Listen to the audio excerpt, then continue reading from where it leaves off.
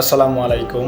কিছুদিন আগে সৌদি আরব প্রবাসী একজন বড় ভাই মারা গেছে, আর তার কফিল ওই ভাইয়ের পরিবারের সাথে যোগাযোগ করে যে আপনারা কি লাশ নেবেন না টাকা নেবেন। তো ওই ক্ষেত্রে পরিবার সোজাসুজি বলে দেয় আমাদের লাশ লাগবে না, আমাদের টাকা লাগবে। এতটুকুই টাকার চাহিদা যে ও মারা গেছে, ওর লাশটা শুদ্ধ নিতে চায় না, শুধু টাকা চাই। আসলে আমরা কি এক পৃথিবীতে বাস করি। মানুষ কোনোভাবে মূল্যায়ন করে না।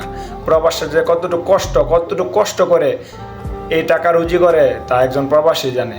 আর কার জন্য আসছে এই প্রবাসে? এই পরিবারের জন্য আসছে। আর আজকা মরার পরে এই পরিবারে চেনে না। আসলে আমরা প্রবাসীরা বেঁচে থাকতেও কোনো মূল্য নাই, মরার পরেও কোনো মূল্য নাই। তো কিছু কিছু পরিবারের কারণে এই একটা অবস্থা, অনেক বাইরে স্ট্রোক করে মারা যায়। আমি দয়া করে সকল প্রবাসীর ফ্যামিলির কাছে একটাই কথা বলতে চাই, প্লিজ আপনাদের যারাই আছে, স্বামী বলেন, ভাই বলেন, যারাই আছে, এক কথায় তাদেরকে কোনো চাপ সৃষ্টি করবেন না। আসলে প্রবাস জীবনটা অনেকটাই কষ্টের। অনেক লোক প্রবাসে মারা যাইতেছে, যেটা আমরা হয়তো বা জানি না, কিছু জানি দেখেই বলতে পারি।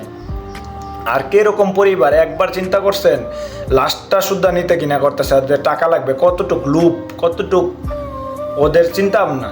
আল্লাহ সবাইকে হেফাজত করুক এবং সবাইকে হেদায়েত দান করুক। ভালো থাকবেন, সুস্থ থাকবেন। আসসালামু আলাইকুম।